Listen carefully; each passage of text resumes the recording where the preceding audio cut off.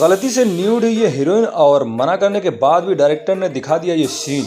90 के दशक की ये बेहद ही खूबसूरत हीरोइन जिनके गलती को डायरेक्टर ने अपने फायदे में बदल दिया। एक ऐसी हीरोइन जिनकी बोल्डनेस अदाओं ने लोगों को दीवाना बना दिया। उनकी एक फिल्म उस समय की सुपरस्टारों की फिल्म पर भारी पड़ गई थी, लेकिन ऐसा क्या हुआ जो इस हीरोइन ने बॉलीवुड पर इल्जाम लगाकर हमेशा के लिए बॉलीवुड को अलविदा कह दिया। हम बात कर रहे हैं 80 और 90 के दशक की बेहद ही खूबसूरत हीरोइन किमी काटकर की। किमी काटकर ने अमिताभ बच्चन के साथ जुम्मा चुम्मा दे दे गाने पर ठुमके लगाए थे और किमी की खूबसूरती भी देखनी बनती थी। 1985 में जब डायरेक्टर बी सुभाष अपनी आगामी फिल्म के लिए लीड रोल के लिए नए चेहरे की तलाश में थे, उनकी फिल्म की कहानी के अनुसार कद काठी देखकर उन्होंने बतौर सिक्योरिटी गार्ड काम कर रहे एक लड़के को ही हीरो के तौर पर साइन कर लिया।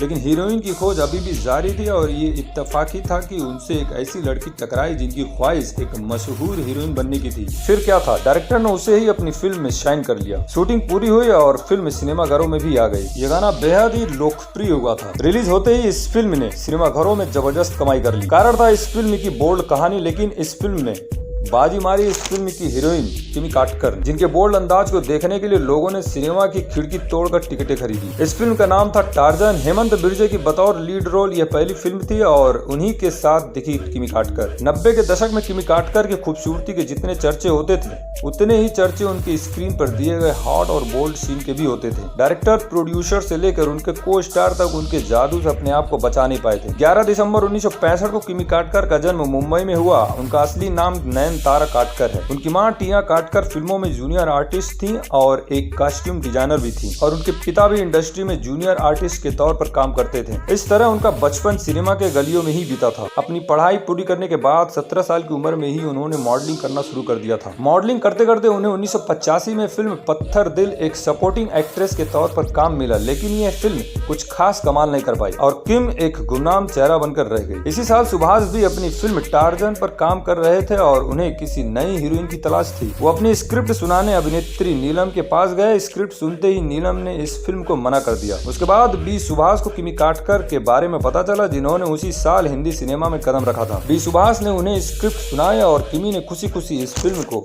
साइन कर लिया। ये फिल्म रिलीज हुई और इस फिल्म की हीरोइन अपने बोल्ड अवतार के कारण रातों रात स्टार बन गई। किमी काटकर को उस समय के लगभग सभी बड़े कलाकारों के साथ काम करने का मौका भी मिला था। उन्होंने अपने छोटे से करियर में लगभग 55 फिल्मों में काम किया।